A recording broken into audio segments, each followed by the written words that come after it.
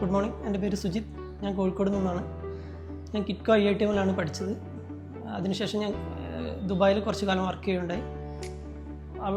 ദുബായിൽ വർക്ക് ചെയ്ത് പിന്നെ നാട്ടിൽ വന്ന സമയത്ത് എനിക്ക് റാവിസ് കാലിക്കറ്റിൽ മാനേജറായിട്ട് പോസ്റ്റ് കിട്ടി.